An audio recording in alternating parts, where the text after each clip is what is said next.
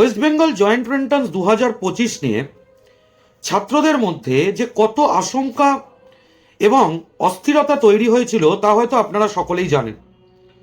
আর যারা জানেন না তারা শুনে নিন। 2025 সালের ওয়েস্ট বেঙ্গল জয়েন্ট এন্ট্রান্সের ফর্ম বেরিয়েছিল 22শে জানুয়ারি 2025 এবং পরীক্ষা হয়েছিল 27শে এপ্রিল 2025।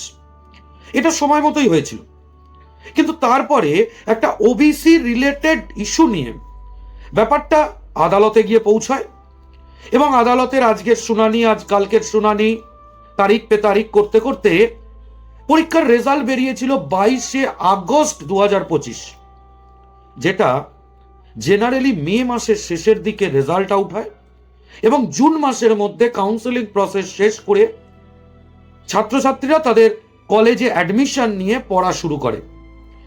কিন্তু গত বছরে এমন এক অস্থিরতা তৈরি হলো, রাজ্য সরকার তার ডিসিশন এবং সেটা শেষ অবধি আদালতে যাওয়া এবং শেষ পর্যন্ত রেজাল্ট পাবলিশ হতে হতেই 22শে আগস্ট হয়ে গেল এবং কাউন্সেলিং প্রসেস শেষ করতে করতেই প্রায় সেপ্টেম্বরের মিডল। এরপরে চলে এসেছিল পুজো।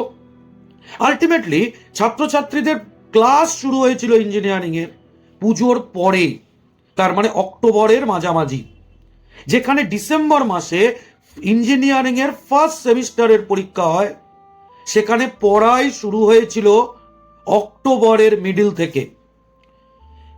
আজ 25শে জানুয়ারি, এই 25শে জানুয়ারিতেও গতবারের 22শে জানুয়ারি অ্যাটলিস্ট ফর্মটা বেরিয়েছিল।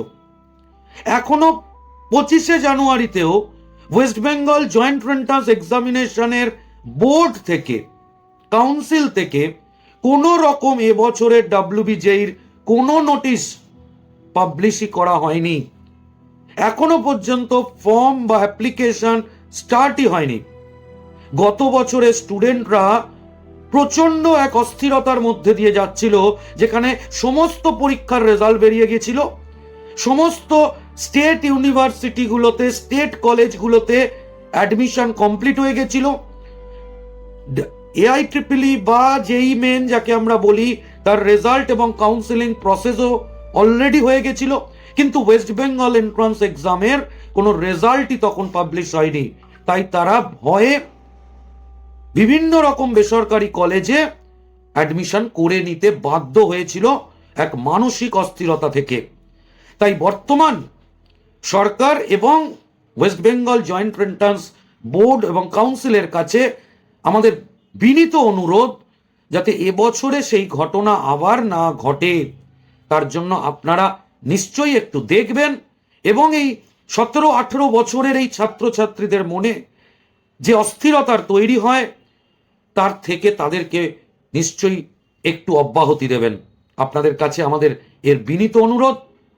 স্টুডেন্টের তরফ থেকে একজন শিক্ষক হিসাবে আমরা আপনাদের কাছে এই অনুরোধটাই রাখছি, পারলে এই ছাত্রগুলোর কথা একবার ভেবে দেখবেন। Thank you.